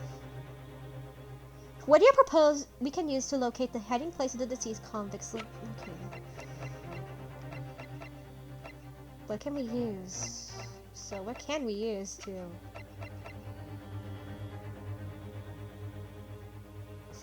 What can we use? What can we use? So it's the hidden wall. It's the hidden wall prints. It's the hidden wall prints, yeah. Take that! It's not mistaken. Those are Mr. Shakespeare's handprints on the wall of his lodgings. There is an achievement. So I'm going to show you guys how you get that too. It's actually a little bit later after this, but yeah, we'll show you. Let's try, my lord. Expose the results of defense's independent investigation to scene. Based on the wonderful discovery to field of forensic science by the great detective, Mr. Schultz. The great detective? Is that some kind of joke? Do you really think I'm gonna be daunted by a man with such a ridiculous title? I should think the great bard ought to recognize title when he hears one. Mr. Shakespeare! Oh, hey! Or the complete the honor of the most ridiculous title. Oh, yo, hey! What's up, Sholmes? I love you. Ah! Tis Harlock Sholmes himself! What are you doing here, great detective? Your usual haunts are filthy backsheets of the capital, are they not? Ah, Mr. Ray Bear, it's been too long. And I see your complexion has worse since we last met. Mr. Sholmes! He does know Lord Van Ziegson well enough to something in any case. Mr. Sholmes! Though you may have been harned as great detective, publisher at large, that does not give you the right to come and go courtrooms and fit. If I may, my lord, Mr. Sholmes newly developed scientific method has helped us uncover vital clues in this case already. Clear as you say. I call them skin prints, my lord. And the method is identifies every location touched by an individual undersweetly. In the method by which I'm able to ascertain the gentleman's gas pipe activities. You need only a small sample of something an individual previously touched to make an indicator solution. In your case, sir, I used a teacup you've been holding elementary. Now, Mr. Nadahodo. Ah, yes. What's in a sample make the indicator solution this time? Thank you for offering, Mr. Holmes. When the convict was arrested, he was living in Misaki-san's room. We need to locate person to person. We need a sample of help locate this loot that's hidden in the room before a sample taken. So we're gonna need to present a person. Or we need something as well as or to create an indicator to find those loops. Something hidden in convict happens to be a person. Upon my word, Mr. Nutter, the powers of reasoning appear to be up to. So which particular person you have in mind? This wool in possession of the late convict seldom created the indicator solution. So present anyone but her. So present anyone but her, you get an achievement. So let's present anyone else but her. We're gonna present so anyone but Olive to earn the accolade. Take that! Just for fun. And what prey possessed to give us what purpose? Just for fun. Let's hear your new and powerful reasoning, my dear fellow. Dear me, left eye twitching is a elaborate excuse. Not someone collect Japanese jokes of well, noodle, I hope. Ah! You got me! I think we need to reconsider before we start. Why do I feel as though since I'm studying my left eye now? I'm ready waiting, Mr. Nada. Hold on. Is the rest in your hands? So, it's obviously olive green. So, yeah, that's a little achievement you can get. So, I wanted to show you that. So, I finally got that achievement. I never got it before, so that's new. So, now, it's Olive because she has the key. So, it's her. Take that! There we go. Miss Green. Ah, me? What are you doing here? The key around your neck, if you please. Sorry? Oh, she's going insane! The key belongs to someone. Holy shit, he's gonna murder! There will be remnants of secretions from the man's skin on the surface we can use. Very true. That is a sample we need. Using it to create an indicator solution requiring Mr. Schultz's skin print seeker. found out exactly how Selden touched in the room he used to rent. Yeah! Mr. Shamspeare is one grade to another, I assure you. If the late convict's hole is hidden somewhere in his former lodgings, I shall uncover it in no more than 30 minutes.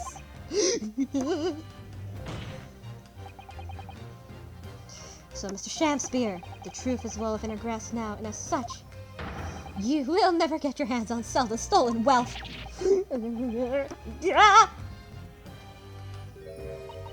In that case, I'm gladly let Mr. Sholmes have this key. No! Give the key to me! The detective shouldn't have it! It's over, Mr. Shamspeare. No. No! You're out of options now. There's only one thing left for you to do. Admit your guilt! Whoa. Oh, shameful spear! Despair! The thief by name! Damn. Well, we did it.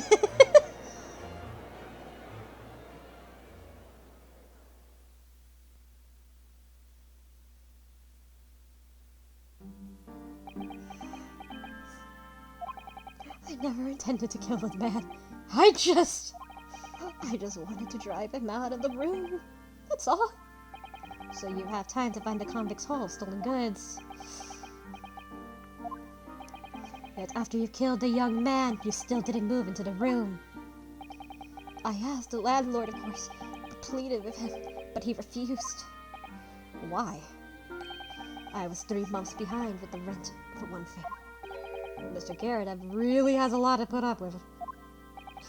And he had the gas repair work done immediately afterwards, putting the room out of action for a while. And then this Japanese man swooped up at just the right moment to sign the new lease. Poor Mr. Natsume. What an unfortunate timing.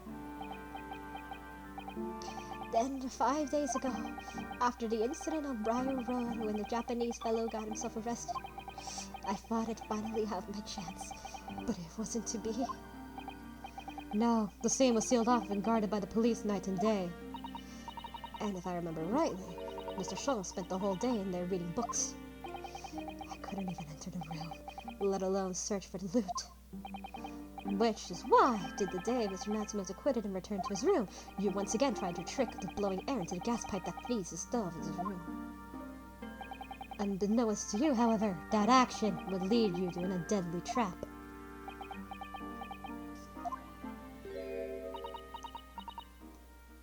William Shamspeare, how does it go? To be or not to be? That is the question. From Shakespeare's Hamlet, Act 3, Scene 1. Well, let me tell you, in your case, it's not to be. That is the answer. You deserve to die for what you've done.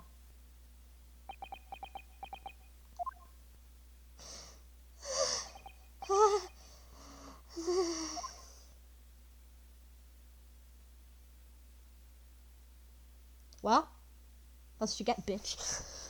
Oh, we made it! Damn, that was a long one. Well, we did it. At first, I really did think it was just a terrible accident. I'll never forget our conversation the night before Duncan died. The gas supply at my new lodge is a complete disaster, you know, Olive. The gas supply? Yes, the stove always seemed to go out in the middle of the night for some reason. That's no joke. They say it's the convict's curse. Oh, Duncan, please, don't stay there. I don't care how cheap it is. Alright then, if it's important to you, I'll start looking for a new place. There are spare rooms at my house. Why don't you leave the horrible room tonight? No, it's better not. We'd wait until we graduated before we told our parents, remember? But that was the last time we've ever spoke. That very night, he fell victim to the gas. If only I'd known it was going to happen. I'd insisted he left that horrible room that instant. But instead, all I did left is bitter regret. I stopped going to school. But something kept me drawing back to the house in Briar Road. I saw a stooped Eastern-looking man with a mustache coming out of the house one day. He walked up to the room and grabbed grubbery for some food, so I followed him and sat myself down next to him. He had some watery-looking soup and started to pick up quarrel with the politician. That place is cursed, I tell you! Cursed! The ghost of that comic ghost used to live there, trying to suffocate me. I wake up in the middle of the night, freezing to death because the stove has gone out. The room is full of gas and I can hardly breathe. The pipes have been checked, no problem there. It's like I'm the problem when they're hiding. But how could that be? Duncan was gone and now this man will suffer the same fate. Could it really be a curse? Then I remembered the rumor I heard about the gas companies going around investigating the gas installations. A rumor? Ah, you mean the trick. Yes, everybody's heard the stories, it seems, about how they go around checking the pipes. How anything connects to gas can be extinguished by blowing air into the pipework. That's when it started. A little flicker of doubt in the back of my mind. That just wouldn't go away. Was it literally an accident? No? Really an accident. Once I'd had the idea, it wouldn't leave me alone. It plagued me day and night. So I bought this at one of the black markets in the East End. Black market? I'd never been. I just heard people talk about them. And you really can't buy anything from you can't think of there. That's true, you literally can, yeah. In some ways, being able to get my hands on this so easily made it even more determined. I had to find out, one way or another, was Duncan's death an accident, or was it murder? And your chosen method for establishing the truth was simple, but highly effective. Smear poison in the gas pipe you suspected the man of tampering with. And wait. If Mr. Shakespeare was innocent, nothing would come when you've done. But if he was guilty, he would pay for his crimes dearly. I found out the name of the man I suspected, William Shakespeare. And then I wrote him the little note. I have information regarding the death of Duncan Ross. Come to the Slug and Salad on Briar Road at 5 p.m. on the 17th. Don't tell anybody else about this letter or their meeting. It's a matter of utmost importance. If he'd done it, I knew it would worry him enough to be sure to go. So I waited to see if it worked. And of course, Mr. Shakespeare followed the instructions to the letter. He went over there. I worked out there with gas pipes straight away, so I smeared a good amount of poison I brought all around the mouth of the pipe, all the time praying that the devil's work wouldn't be done, and it's all just a wild fantasy. Actually, no. All the time praying that the devil's work would be done, and the culprit would get his just desserts. Poor you.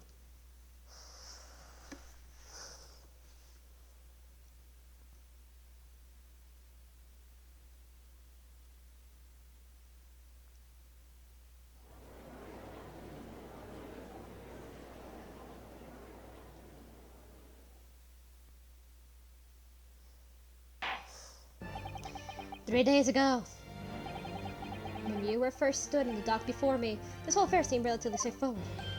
Yes, my lord. I certainly never imagined the depths of depravity that would subsequently find lurking behind the scenes. It has been a long road, my Nipponese friends. Oh, yes.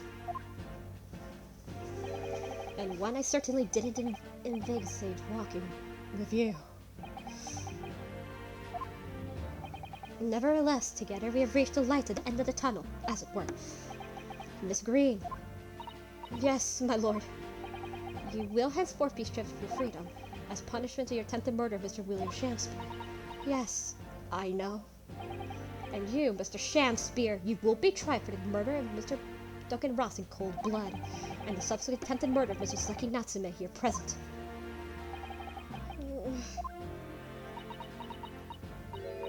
Mr. Naruhodo? Ah, yes? Yesterday, at the hospital, when you and your friends stopped me from the suicide, from ending your life by drinking what was left in the poison bottle. I wasn't myself. I can't even really remember what was going through my mind. To be or not to be, I suppose. That's a question that's so hard to answer, it seems. Well, personally, I'm glad you're being here to scream. Oh, And I'd like to believe that it's a blessing Mr. Shakespeare didn't die when you ingested the poison. For your sake, at the very least.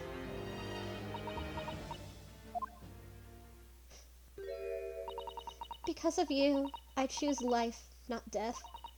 And now you've made the truth come out at last. Really, I can't thank you enough. Oh, Miss Green. Mr. Seki Natsume. Yes, my lord. The court declares that you are excoriated from all blame in this matter. Accordingly, I would call upon ladies and gentlemen of the jury to present the verdict of not guilty. We are full agreement, my lord. Holy shit, what a hell of a story. In the case, I hereby declare defendant not guilty. Yay! Woo! Alright, we did it.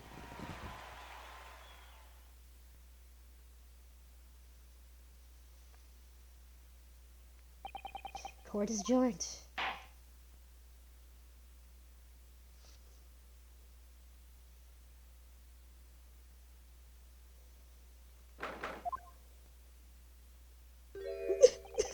Oh, yes! Yes! At last. Divine justice duly done! Divine justice? My dear fellow, if there were any divine justice in this world, you would have to shave that mustache. No! This has nothing to do with my mustache! Some say that a luxurious mustache is a sign of physical prowess, Mr. Sholmes. Welcome to Mr. Esquire! Once again, you saved me! Too! I'm very happy to have been able to help, Mr. Natsume. Congratulations on your acquittal. You second in almost 80 days. I was first acquitted with a gain affection in English literature whilst in general home empire. And then, by a twist of fate, I was brought to the land that bore the fruit of that literature. Only the city of bricks and mortar became my prison. Try as I might, I never found my feet here. In the end, I confined myself to the room and live here really through books. You've had such a difficult time, haven't you? Ah, but a week ago now, I dragged you out of the dark, dingy rooms of yours, did I not? You did, and I've seen life in this week's all years to date. For the first time, I feel like I began to see the true face of the English that's so far hiding behind the wall fog. My dear fellow, there's nothing special about the true face of the English, as you put it. That's how everyone goes to the world. Humans are human. There are a few genuine differences. Mostly physical appearance. Yes, I think you're right, cultures. Finally start to see that. And I've come to understand something. I've worked out why I was attracted to English literature in the first place. And maybe it seems so, but whatever our nationality, we humans all have the same hopes and fears. We're all just doing our best to live. Well said. I've come to feel the same way. I feel the same way too. I feel the same exact way. I've made a decision too. I'm going to have my short study tour here and return to Japan. What? Just wanted to become friends here in England. What a terrible shame. Oh, I know. Those type of heartstrings really does. But I decided I'd like to take everything I've learned here in Britain and write something of my own. Novel of sorts, I suppose. Oh my, you'll be creating your own literature, Mr. Natsume. How wonderful. Oh, well, no. I mean, I would pursue what I call literature. Why not? Read precisely literature, Mr. Mustache? I suppose you're right, yes. In a way, it won't be literature. But as of now, I still like my trial handwriting from the delusions of grandeur. I, for one, would love to read your work. Well, all things considered, it'd be best. After all, you're much victorious. From the battle of the Reaper. That's very true. There is no salvation of a person, dock when the Reaper is prosecutor. The desire to return post-haste to pursue safety of your homelands, one can understand. Oh my goodness, yes. It's a terrifying prospect. You're scaring the hit out of him. Nobody consider cowardly, I'm quite sure. But, well, that's not why I'm leaving. I mean it. Objection! And that was the case that we found ourselves embroiled in 6 months ago now. Sasaki-san did indeed return to Japan and submitted a report about both cases to the government. It was on reading the report, Professor Mikotoba promptly visited the scholar. Barely any time later, Suseto-san was given the news that she returned to Japan as well. On the back of the telegraph saying falsely her father was falling gravely ill. The only possible explanation that comes to mind is what happened after trial on the following day, the day that we uncovered the loot hidden by the now deceased convict's former lodgings. Okay, so, by the way, keep this loot in mind. Keep this in mind for the final case. You'll see why I believe this. You'll see why. 24th of February. So let's go. Oh, well done, Mr. Sholmes. I'm simply marvelous of you. To uncover the secret hiding place was one day. Wasn't supposed to take 30 minutes. As I believe I told you, my dear fellow, skin prints are extremely useful in such situations. Wouldn't you agree, Gregson? Grexy's been happily munching agreement this whole time, you know, Harley. Happily? Actually, humorously might be closer to the truth. So, the trespassing man fashioned a hiding place in the ceiling. That's what it is, exactly the loot. Let's take a look then, if you're ready. Examine the burglar's hole. We'll see what we got. What the? What is that? Oh, it's a dog collar. It looks to be some sort of neckband or collar with blood on it, and it has a big B on it. So keep this in mind, by the way. Keep this in mind. Remember this. Okay, so just saying this. Remember this for later. Remember this for the final case. A dog collar. Why is the dog collar be important? Oh, you'll see. You will. It will come together to you later. It will come together. A collar? It's huge, though. And look at all the gemstones on it. You see why it's claimed to be worth £1,000. Perhaps it could have been as same as a belt. Oh, have you not noticed? Inside there's dark stains. Looks like a big dog. You don't think? Blood. Dude, I mean, there's quite a lot of it. Second thoughts. I thought it was seen as a belt. Then, of course, is the emblem there. A large B and a small crown. What does it signify, do you think? Oh, I haven't noticed that. I feel as though I've seen that emblem somewhere before, you know? Where could it have been? That's enough of that, I think. Oh! Yep, this is where Sholmes goes pale. Oh, yeah, it's good for it. What? What's the matter with Mr. Sholmes? All the color has drained from his face. Well, Inspector, I believe you ought to be taking his orange. It would be valuable evidence after all. Must keep safely under lock and key. Ah, yes. Get to grab your hands off of that, you lot. Hand it over. Now! Oh. So he's acting just suspicious of that collar. Almost as if he knows where it was from. I've never seen a collar like that large before. And all this jewel certainly looks extremely valuable. Like noble family. That's what it stood most to me. At least that was interesting. Those dark marks inside the collar, those stains. Blood. Could it really been blood? Old blood. Well, that was a funny case, wasn't it? But don't button up for that. And you look very pleased, Edie. I am, because I was starting to wonder what could use the basis of Mom's story in the magazine. But this case will be perfect. This was so fascinating. You're talking about the latest Inspector of the Adventures of Sherlock Holmes, I presume? The mystery of the knife in the mist, and the mustache man in the convict's curse, perhaps? I could make a two-part story. Oh, I can't wait. A word, please, Edie. Yes, what is it, Hurley? I'm sorry, but you can't write about this case. It's out of the question. What? Why not? It's a great case. Then I shall have to insist that you limit yourself to the first of your two titles. The second must never be written. Is that clear? Yes.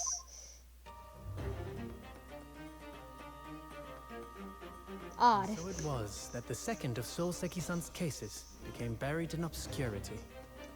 Now, looking back, I feel I understand. I can see why Mr. Sholmes forbade Iris from publishing the story. It would take a little longer before I saw the link between everything that had happened and would happen. For it wasn't until 2 months after the arrival of Susato-san's letter that events began to unfurl again, with an incident that took place at the very heart of the eagerly awaited Great Exhibition of London.